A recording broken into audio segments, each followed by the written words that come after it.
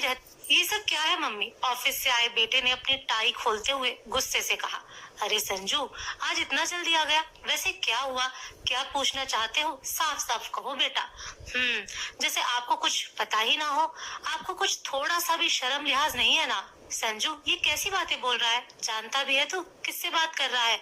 माँ हूँ तेरी, और ऐसा क्या गुनाह कर दिया मैंने? मुझे भी तो पता चले जो तू माँ को शर्म लिहाज बताने चला आया। रहने दो, मेरे मुंह मत खुलवाओ। मैं पूछता हूँ, आखिर आप ज्योति को क्यों नीचा दिखाती रहती हो? उसकी बात क्यों नहीं समझती आप? अरे पर मुझे पता भी तो चले, मुझे समझना क्या है। और ज्योति को मैंने नीचा, अपनी बहू को भला मैं ऐसा क्यों करूंगी? तो फिर इतनी पढ़ी लिखी एजुकेटेड जवान लड़कियों के सामने उनकी किटी पार्टी में क्यों बाहर आ जाती हैं आप? और उस पर भी, वो भी सीधे पल्ले की साड़ी पहनकर, अपनी घिसी पिटी हिंदी लेकर। जियो। अरे जरूरत ही क्या है? और इतना ही शौक है सबसे मिलने का, तो अपना पहनावा क्यों नहीं बदल लेती हो आप? कितनी बार कहा, थोड़े ही सही अपने पोते से कुछ अंग्रेजी के शब्द हाय हेलो करना ही सीख लो। लेकिन आपको तो हमारी इज्जत का कोई ख्याल ही नहीं, बस मुंह उठाकर बाहर चली आती हैं।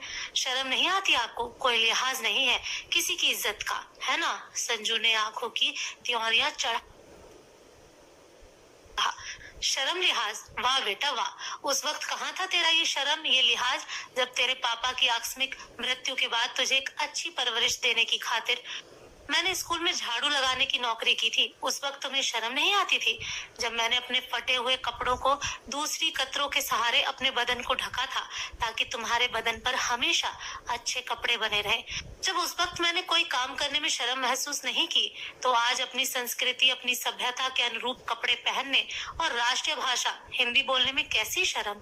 और सच कहूँ, शर्म बहू और उसकी सहेलियों को आनी चाहिए, जो हमारे घरों में किट्टी पार्टी के नाम पर अर्धनग्न कपड़ों में चली आती हैं, जिन्हें ये तक ज्ञात नहीं कि अपने बुजुर्गों के सामने कैसे कपड़े में जाना चाहिए, कैसे आदर सत्कार करना चाहिए। और हाँ बेटा, यदि इतनी शर्म लिहाज की बातें समझ में आती हैं, तो बता भी देना और समझा भी देना अपनी पत्नी को, जिसके कहने पर तनतनाते हुए आए हो।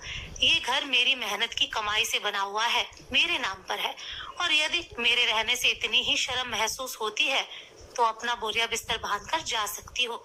जहाँ रहने खाने में शर्म लिहाज का मतलब समझ में आता हो, कहकर माँ अंदर चली गई। वहीं बेटा और पर्दे के पीछे खड़ी बहू को सही मायनों में समझ आ चुका था शर्म लिहाज का सटीक अर्थ। अगर आपको ये कहानी अच्छी लगी हो, तो लाइक करें, शेयर